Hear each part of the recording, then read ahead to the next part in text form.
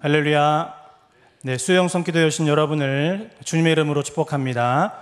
옆에 계신 분에게 인사하겠습니다. 사랑합니다. 축복합니다. 네, 오늘 본문 말씀에서 사도 요한은 용과 두 짐승, 어린 양과 14만 4천 명의 성도들이 벌이는 전쟁의 환상 그 이후에 또 다른 환상을 보여주고 있는데요. 이것은 구원과 심판의 두 가지 추수가 진행되는 환상이었습니다. 요한은 이렇게 마지막 때에 영적인 추수의 장면을 보고 자세히 기록하여 그들의 목숨을 위협하는 환난과 또 핍박 속에서도 믿음을 잃지 않고 견디는 자와 또한 불신자의 극명한 삶을 대조하고 있다는 것입니다. 그렇게 오늘 본문 말씀을 단락으로 나누면 크게 두 가지로 나타날 수 있는데요. 첫째는 최후의 구원입니다. 14절에서 16절까지의 말씀은 이것을 추수로 비유를 하고 있고요. 가을에 곡식을 거두는 것 같이 하나님의 참 백성이 예수 그리스도로 말미암아 천국의 거두어 드림을 얻게 된다라는 비유입니다. 그리고 둘째는 17절에서 20절까지인데요. 포도 추수의 비유입니다. 이것은 더 이상 구원받을 기회가 없이 이제는 아주 멸망받는 비참한 일을 포도 추수로 보여주고 있다라는 것입니다. 바라기는 오늘 우리에게 주시는 이 요한계시록의 말씀을 통해서 이어지는 말씀들을 살펴보며 마지막 때의 그 모습과 현상을 알고 깨달아 시대를 분별하라 하신 하나님의 아버지의 그 마음을 깨닫는 저와 여러분의 삶이 되시기를 바랍니다. 그렇게 오늘 본문 14절에서 16절까지의 말씀은 주님에 의한 구원의 추수에 관해서 말씀하고 있습니다. 사랑하는 성도님들, 예수님은 이 구원의 추수의 주권자가 되십니다.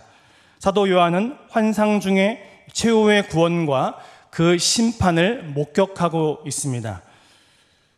그는 14절에 금면류관을 쓰고 또 구름 위에 앉은 인자와 같은 이를 목격하는데요.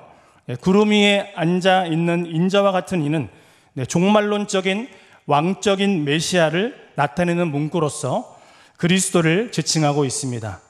이러한 모습은 요한계시록 1장 7절의 말씀을 통해서 구름을 타고 하늘로 승천하여 만왕의 왕이요 만주의 주로 오르신 예수님의 그 모습과 연속성을 지닌다라는 것입니다. 즉 구름을 타고 하늘로 올라가신 예수님께서는 이제 구름 위에 앉아 심판주가 되십니다. 그리고 이 금면류관을 쓰신 것은 예수님이 영원한 왕이시며 통치자이심을 분명히 우리에게 보여주고 있는데요. 이분은 이 땅에 다시 오실 예수 그리스도이십니다. 이 말씀은 오실 그리스도에 대한 선지자 다니엘의 예언의 말씀을 지금 반영하고 있습니다.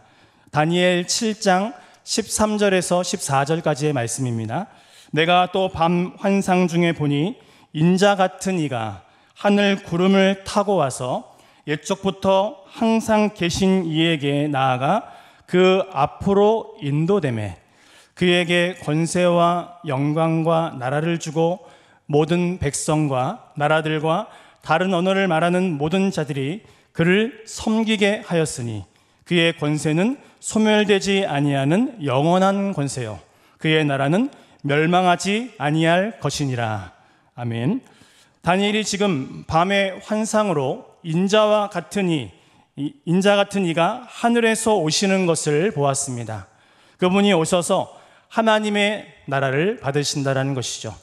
인자는 갑자기 오신 분이 아니라 오래전에 선지자가 예언한 대로 오신 분이라는 것입니다.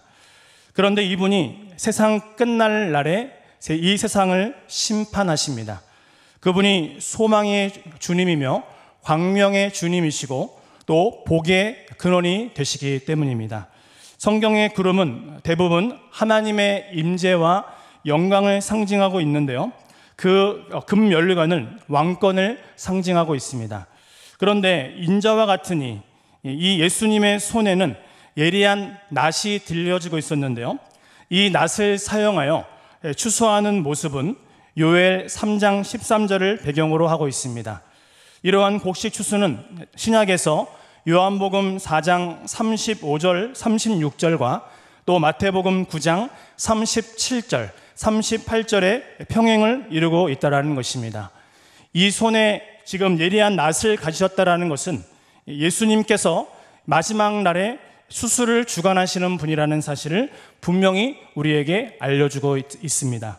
그렇게 예수님은 성경의 그 말씀과 또 우리의 신앙의 고백대로 마지막 때에 수술을 위하여 이 땅에 재림하실 줄 믿습니다. 세상의 모든 사람들 모두는 각자의 자기 나름대로의 기준을 가지고 또 옳고 그름을 판단하며 인생을 살아가고 있지만, 그러나 마지막 때가 되면 어느 누구도 또 세상의 어떠한 사상도 기준이 될 수 없다라는 것입니다. 왜냐하면 오직 우리 주 예수 그리스도께서 모든 것을 판단하시며 모든 것을 심판하시기 때문입니다. 그래서 이 모든 자들의 삶을 보시고 영원한 생명과 그 영원한 벌을 결정하신다라고 말씀하고 있다는 것이죠. 그러므로 우리는 항상 강조하고 있지만 때를 얻든지 못 얻든지 내가 사랑하는 사람들에게 그리고 이웃에게 복음을 전해야 할 줄 믿습니다. 우리 한번 따라할까요? 때를 얻든지 못 얻든지 복음을 전합시다. 아멘. 야고보서 5장 7절과 8절의 말씀인데요. 그러므로 형제들아, 주께서 강림하시기까지 길을 참으라. 보라, 농부가 땅에서 나는 귀한 열매를 바라고 길이 참아 이른 비와 늦은 비를 기다리나니 너희도 길이 참고 마음을 굳건하게 하라. 주의 강림이 가까우니라. 오늘 본문 15절의 말씀을 보면 다른 천사가 나와 그분을 향해 큰 음성을 가지고 이야기합니다. 땅의 곡식이 다 익어 거둘 때가 이르렀으니 그 낫을 휘둘러 거두소서. 이렇게 말하자 16절에 구름 위에 앉으신 이가 낫을 휘둘러 땅의 곡식을 거두고 있습니다. 곡식을 거둔다는 것은 무엇입니까? 택자, 즉 하나님이 택하신 백성을 구원하여 영접하는 것을 의미하고 있는데요. 예수님은 십자가의 그 보혈의 공로로 구속하신 자들을 한 사람도 잃어버리지 않으시고 추수하여 곡간으로 거두어 들이신다라는 것입니다. 그런데 이 곡식을 추수한다는 것은 한편으로는 무엇을 의미하고 있습니까? 가라지에 대한 심판을 의미한다라는 것이죠. 그래서 이 곡식을 거둬들이고 또 난 이후에는 가라지를 모아서 묶어서 불사르게 되는 날도 분명히 있다라는 사실입니다. 이 추수의 순간, 이 분리는 심판의 가장 큰 목적이라는 것입니다. 그래서 누가복음 12장 40절을 보면 이렇게 우리에게 말씀하고 있는데요. 그러므로 너희도 준비하고 있으라. 생각하지 않은 때에 인자가 오리라 하시니라. 여러분, 우리는 준비해야 합니다.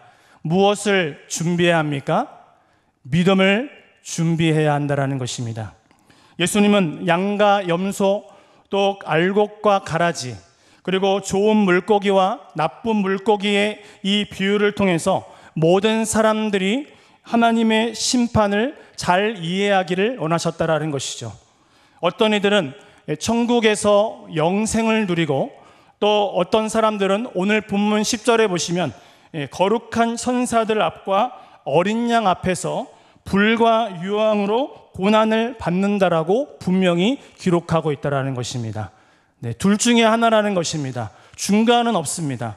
그래서 이렇듯 예수님의 구원의 역사에는 빈틈이 없고 실수가 없다라는 것이죠. 예수님은 요한복음 6장 39절의 말씀을 통해서 나를 보내신 이의 뜻은 내게 주신 자 중에 내가 하나도 잃어버리지 아니하고 마지막 날에 다시 살리는 이것이니라 라고 말씀하고 있습니다. 예수님은 마지막 날에 하나님의 그 백성들을 추수하시고 반드시 하나님의 나라에 들이신다라고 말씀하신다라는 것입니다. 그래서 우리가 여전히 지금 고통 가운데 있어요. 또 하나님의 응답이 지체되는 것처럼 보입니다. 하지만 하나님이 정하신 그 시간에 반드시 이루어질 것을 믿습니다. 그런데 오늘 왜 예수님께서는 이 천사를 명하셔서 곡식을 거두지 아니하시고 천사가 때를 알리자 예수님이 친히 곡식을 거두고 있습니까? 이것은 예수님이 믿고 구원받은 그 하나님의 자녀, 하나님의 백성을 그분께서 친히 거두신다라는 사실을 분명히 보여주고 있다는 것입니다. 다시 말하면 우리의 인생은 우리 주님께서 기르시는 알곡이라는 것이죠. 그렇게 마지막 심판의 날에 우리는 예수님을 믿음으로 말미암아 하나님의 심판대 앞에서 벌벌 떠는 인생이 아니라 담대히 그분 앞에서 그 보좌 앞에 정말 천국의 기쁨과 영광을 함께 누리는 인생이 되어야 한다는 것입니다. 왜 우리는 벌벌 떨지 않습니까? 왜 우리는 하나님의 심판대 앞에 두려워하지 않습니까? 예수 그리스도를 믿음으로 우리는 구원을 받았기 때문입니다. 그래서 우리는 나의 공로가 아니라 오직 예수 그리스도의 공로로 말미암아 구원을 받았기에 하나님 앞에서 우리는 당당하게 은혜의 보좌 앞에 나아갈 수 있다는 것입니다. 이 사실을 믿으십니까? 그래서 하나님의 말씀 가운데 오늘도 우리가 믿음 안에서 잘 자라게 하시고 우리의 가정이 하나님의 말씀 가운데 성장하며 하나님이 기뻐하시는 귀한 인생으로 살아가시기를 축복합니다. 우리 17절과 18절까지의 말씀을 같이 읽도록 하겠습니다. 또 다른 천사가 하늘에 있는 성전에서 나오는데 또 불을 다스리는 다른 천사가 제단으로부터 나와 예리한 낫 가진 자를 향하여 큰 음성으로 불러 이르되 내 예리한 낫을 휘둘러 땅에 포도송이를 거두라. 그 포도가 익었느니라 하니라. 아멘. 17절에서 20절까지의 말씀은 천사에 의하여 심판의 추수를 맞는 모습을 분명히 우리에게 보여주고 있습니다. 17절을 보면 하늘에 있는 또 다른 천사가 예리한 낫을 가지고 성전에서 나오고 있는데요, 18절을 보면 그에게 불을 다스리는 다른 천사 한 명이 나타나 포도가 익었으니 그 낫으로 땅에 포도를 거두라고 큰 소리로 외치고 있다는 것이죠. 그런데 이 제단으로부터 불을 다스리는 천사가 나왔다, 그리고 진노의 천사가 나왔다는 것은 무엇을 의미하고 있습니까? 이제 이 천사가 하나님의 그 진노를 베풀어서 거기 걸리는 사람은 다시는 소망이 없다라는 것이죠. 그 국률, 살려주는 그 곳이, 그 아름다운 곳이 이제는 심판하는 곳이 되었다라는 것입니다. 최후적인 멸망을 의미하고 있다라는 것이죠. 시편 94편 23절의 말씀인데요, 그들의 죄악을 그들에게로 되돌리시며 그들의 악으로 말미암아 그들을 끊으시리니 여호와 우리 하나님이 그들을 끊으시리로다. 그러자 19절에 낫을 가졌던 천사가 땅에 포도를 거두어 진노의 큰 포도주 틀에 던지고 있는 모습을 볼 수 있는데요, 이것은 짐승을 따르던 자들이 심판을 받는 모습을 상징적으로 보여주는 장면입니다. 땅의 포도는 예수님을 믿지 않는 자들을 가리키고 있습니다. 포도가 익어서 때가 되었습니다.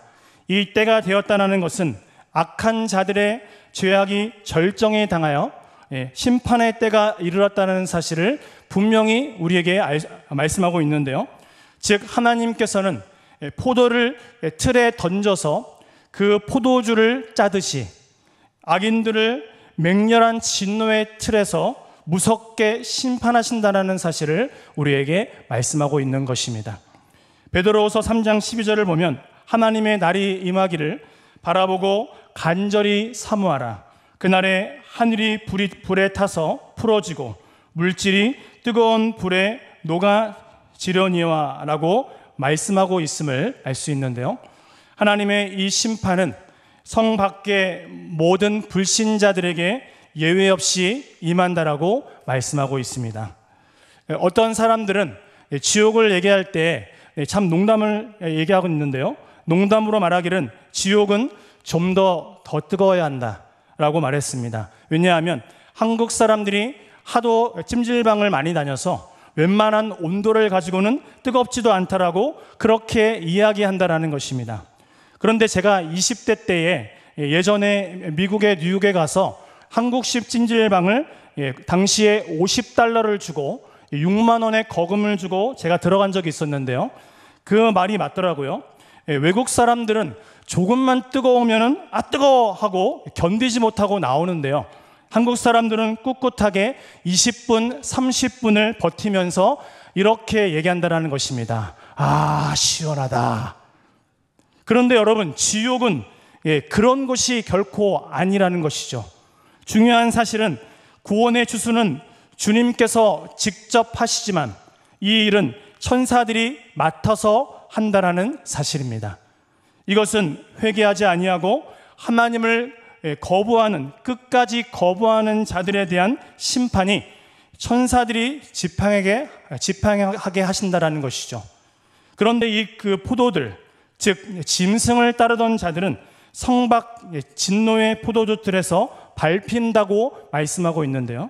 그 틀에서 포도즙이 아니라 피가 나오고 있습니다. 어떻게 나옵니까? 철철철 흐르고 있어요. 오늘 본문 20절을 보면 그 피가 말 굴레에 닿을 정도로 양이 엄청난 것을 우리는 알 수 있다는 것이죠. 말 굴레란 말의 머리에 두르고 입을 감싸는 가죽끈을 의미하고 있는데요. 그 피의 깊이가 1600 스타디온에 퍼졌다라고 기록합니다. 오늘날로 말하면 무엇입니까? 스타디온은 스타디움인데요. 이 스타디움을 한 바퀴를 돌면 약 200m쯤이 됩니다. 그런데 따라서 1600 스타디온은 약 320km의 엄청난 크기이며 거리라는 것이죠. 1600은 땅을 상징하는 4를 2번 곱한 16에 100을 곱한 수로서 온 땅에 그 피가 가득하게 될 것을 지금 암시하고 있다는 것입니다. 여러분, 이 말씀을 전하면서 사람들한테 천국도 있고 지옥이 있다라고 말하고 있는데 사람들은 거짓말하지 말라고, 그게 무슨 거짓말이냐고 그렇게 얘기한다라는 것입니다. 하지만 분명한 사실은 우리가 이 말씀을 어떻게 믿습니까? 하나님의 말씀이기 때문이죠. 1.1획도 변하지 않는 하나님의 말씀이기 때문에 우리는 복음을 전해야 합니다. 아직 믿지 않는 그들에게 천국과 지옥이 있음을 분명하게 이야기하며 복음을 전해야 한다는 것입니다. 그래서 이 말씀은 땅끝까지 하나님의 심판이 못 미치는 곳이 없다라는 사실을 분명히 말씀하고 있는데요.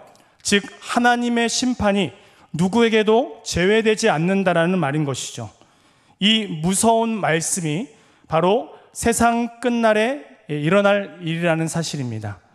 16장의 아마겟돈 전쟁이 앞에 두고서 앞으로 이런 일이 일어난다라고 성경은 기록하고 있다라는 것입니다.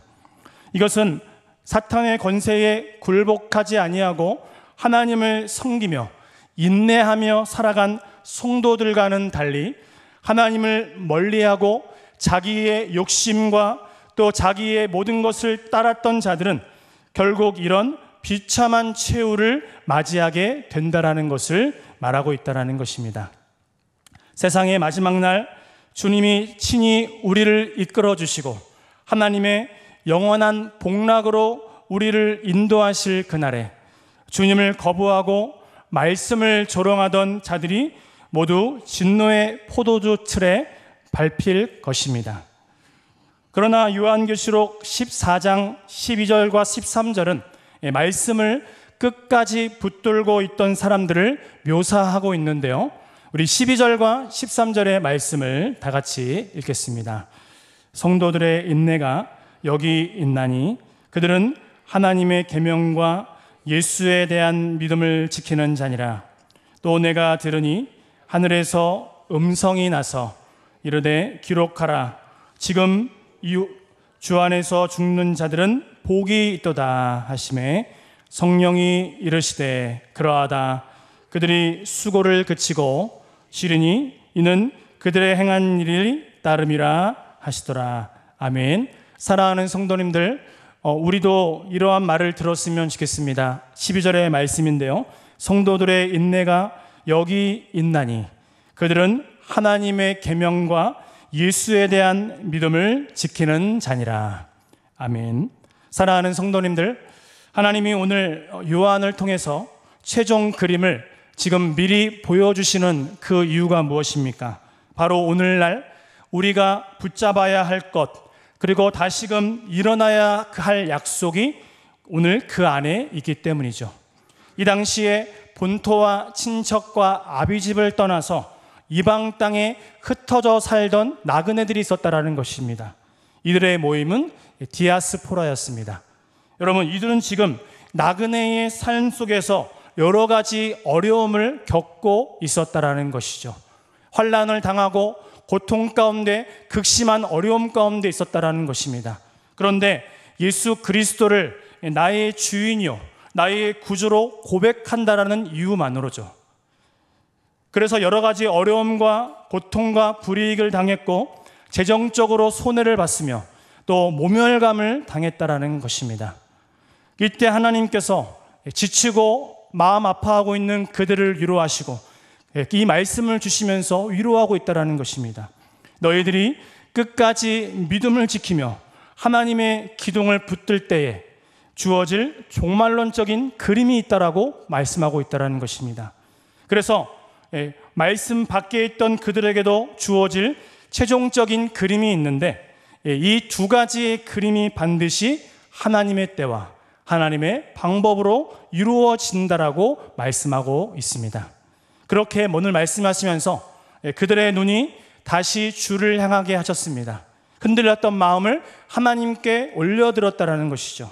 그래서 용기를 주셔서 그들이 담대하게 신앙생활을 할 수 있도록 힘을 북돋아 주었다라는 것입니다. 그것이 오늘 그들뿐만 아니라 2000년 전에 말씀하셨던 그 말씀뿐만 아니라 오늘 저와 여러분에게 주시는 말씀인 줄 믿습니다. 그래서 오늘 이 세상을 살아가는 우리에게도 미리 보여주시는 그 거룩한 약속의 그림이라는 것이죠. 그리고 데살로니가전서 1장 10절은 우리에게 분명히 이렇게 말씀하고 있는데요, 또 죽은 자들 가운데서 다시 살리신 그의 아들이 하늘로부터 강림하실 것을 너희가 어떻게 기다리는지를 말하니 이는 장래의 노하심에서 우리를 건지시는 예수시니라. 아멘.